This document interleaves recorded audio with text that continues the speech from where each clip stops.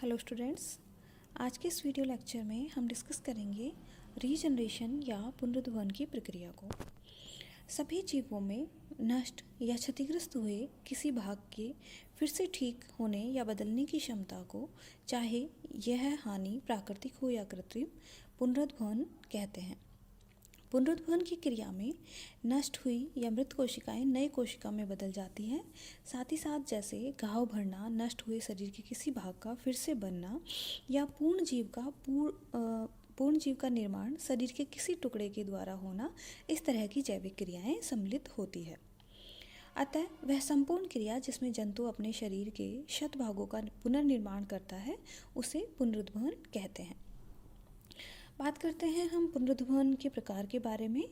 तो शत हुए भाग के पुनरुद्भवन की जो कैपेसिटी होती है, वह अलग अलग जंतुओं में अलग अलग हमें देखने को मिलती है। अगर हम बात करें लोअर जो एनिमल्स होते हैं इनकी, तो इनके अंदर पुनरुद्भवन की रीजनरेशन की जो कैपेसिटी होती है वह अधिक होती है।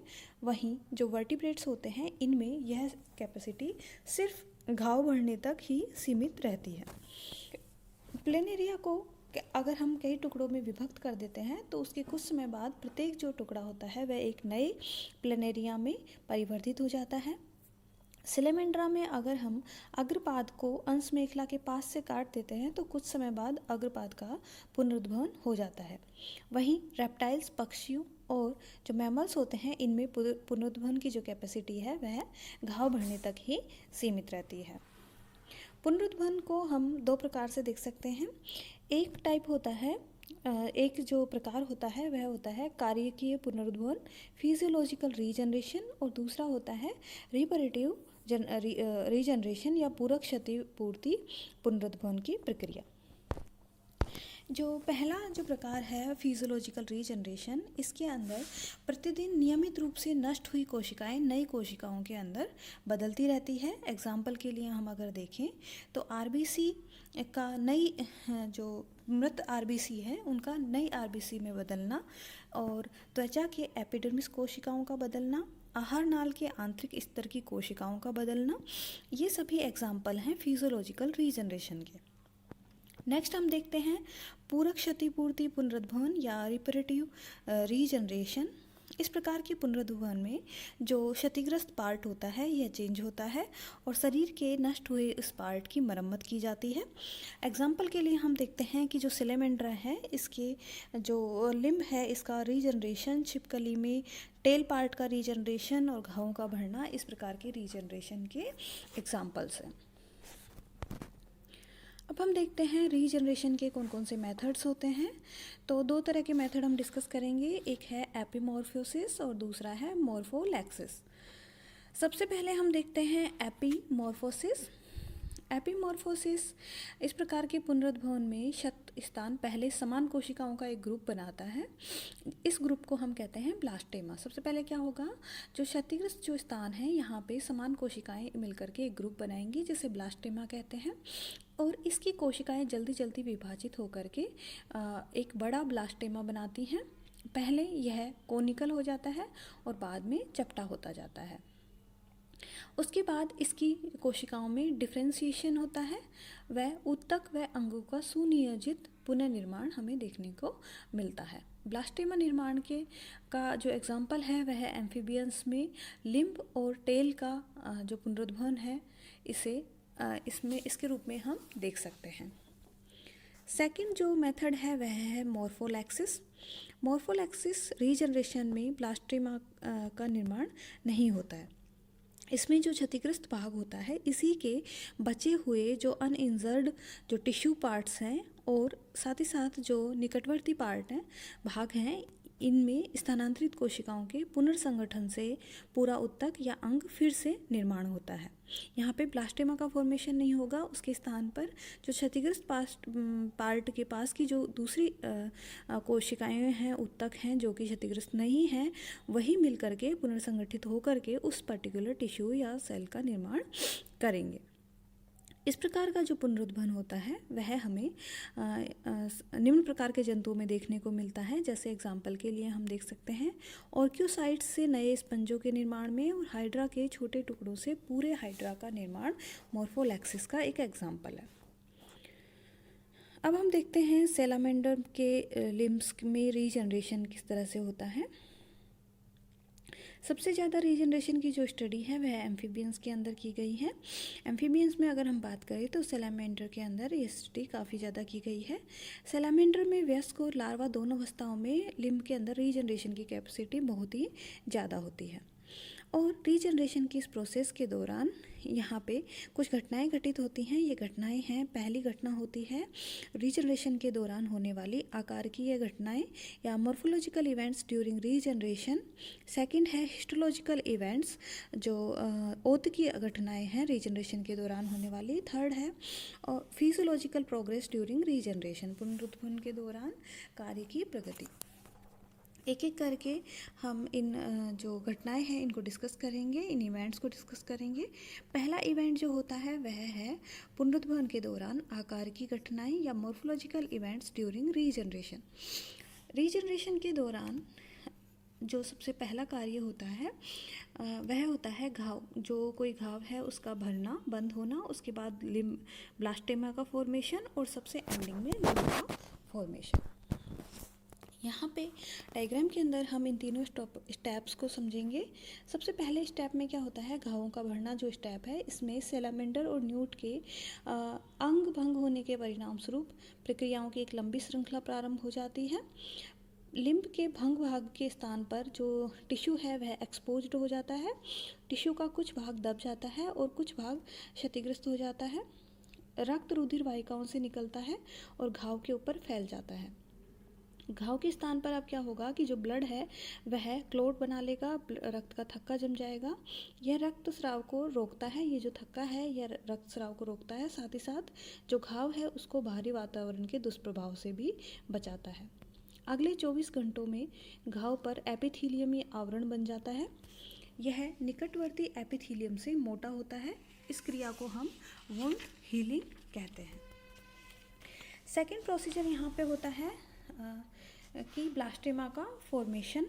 ब्लास्टेमा फॉर्मेशन में क्या होगा कि घाव बढ़ने के कुछ दिन के बाद में रक्त की जो ग्रेनुलोसाइट्स और लिम्फोसाइट्स होती हैं ये बड़ी संख्या में घायल भाग में एकत्रित होने लगती है।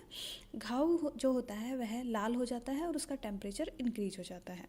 साथ ही साथ में ग्रेनुलोसाइट और लिम्फोसाइट के साथ में कुछ न्यूट्रोफिल्स भी घाव पर जमा होने लगती हैं और ये घाव पर जमा होने वाले जीवाणुओं और अन्य बाहरी पदार्थों और शत कोशिकाओं के जो मलबे हैं उनका भक्षण करके उनको नष्ट करती हैं। इसके बाद में नई एपिथेलियम स्तर के नीचे संयोजी ऊतक की कोशिकाएं एकत्रित हो जाती हैं और इनके अंदर विभेदीकरण, डिफरेंशिएशन स्टार्ट हो जाता है और इनके प्रचुरोद्भवन से यहाँ पर एक ब्लास्टेमा का फॉर्मेशन होता है। जो थर्ड डायग्राम है इसमें आप ब्लास्टेमा सेल्स को देख सकते हैं जो कि एपिकल एपिडर्मल कैप के नीचे स्थित है।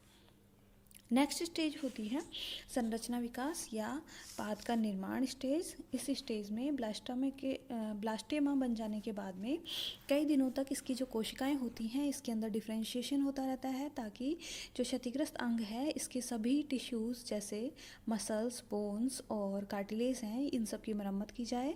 न्यूट जो वयस्क होता है इसमें पाद के अंग भंग होने के 15 दिनों में 20 डिग्री सेंटीग्रेड ताप पर ब्लास्टेमा पूर्ण विभेदित कोशिकाओं से भर जाता है।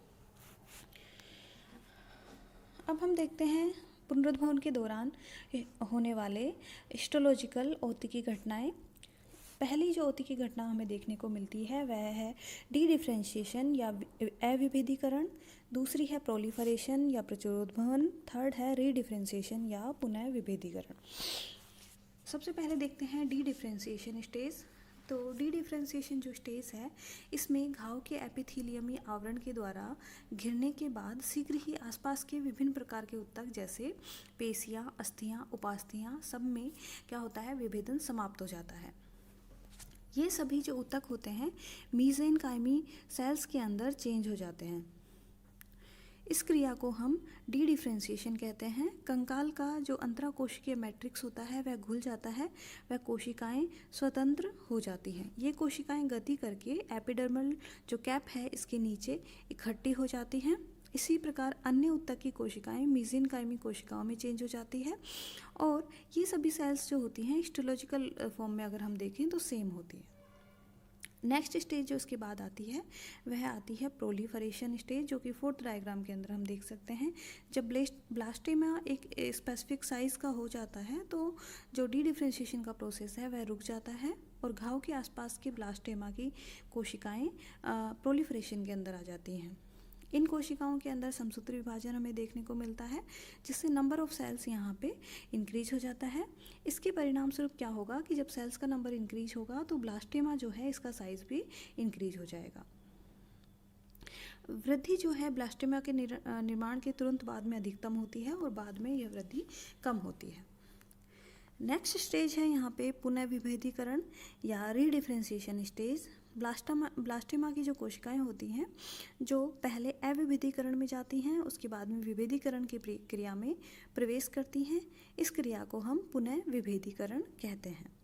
पुनर्विभेदीकरण की क्रिया शंकु अवस्था से ही प्रारंभ हो जाती है, जो कोन स्टेज है यहीं से ये स्टार्ट हो जाती है। पुनर्विभेदीकरण के लिए जो स्टिमुलस है वह पाद में पहले से, लिम्ब में पहले से ही उपस्थित ऊतक से आता है। प्रयोगों से यह प्रमाणित हो चुका है कि प्रारंभिक ब्लास्टेमा को अन्य स्थान पर रोपण करने पर विभेदीकरण की क्रिया नहीं होती, जबकि पुरानी ब्लास्टेमा को अन्यत्र रोपण करने पर भी यह विभेदीकरण में जाकर पाद में परिवर्धन हो जाता है। नेक्स्ट जो चेंजेस हमें देखने को मिलते हैं, जो इवेंट्स होता है वह है फिजियोलॉजिकल प्रोग्रेस ड्यूरिंग रीजनरेशन। इस इवेंट के दौरान दो तरह के फेज हमें देखने को मिलते हैं, एक होता है कैटाबोलिक फेज और दूसरा होता है एनाबोलिक फेज। कैटाबोलिक फेज के अंतर्गत निम्न चेंजेस, इस तरह के चेंजेस हमें देखने को मिलते हैं। सबसे पहले जो प्रोटियोलाइटिक एंजाइम्स हैं इनकी क्रिया में वृद्धि हो जाती है। स्वतंत्र अमीनो एसिड की मात्रा में यहाँ पे वृद्धि होती है। श्वसन में कमी हो जाती है। अपूर्ण ऑक्सीकरण के कारण अनऑक्सीग्लाइकोलाइसिस के परिणाम स्वरूप लैक्टिक एसिड का संग्रह होता है। श्वसन एंजाइम जैसे साइटोक्रोम ऑक्सीडेज, इसका स्तर भी कम हो जाता है। प्रारंभिक अवस्था में ऑक्सीजन की खपत कम हो जाती है, साथ ही साथ पीएच जो है वह भी कम हो जाता है। नेक्स्ट जो फेज़ है वह है एनाबोलिक फेज़। एनाबोलिक फेज़ के अंतर निम्नलिखित जो चेंजेस हैं ये होते हैं। पहला चेंज है ऑक्सीकरण की क्रिया में वृद्धि होती है। सेकंड है सामान्य पीएच फिर से प्राप्त कर लिया जाता है। थर्ड, श्वसन में वृद्धि होती है। फोर्थ, लैक्टिक अम्ल की मात्रा में कमी होती है। फिफ्थ है आरएनए की जो मात्रा है इसमें भी कमी होती है। और सिक्स है केंद्रिका की परिमाप में वृद्धि होती है।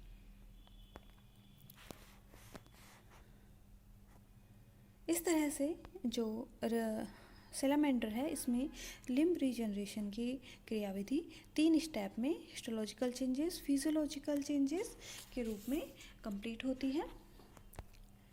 नेक्स्ट हम देखते हैं origin of cells of blastema.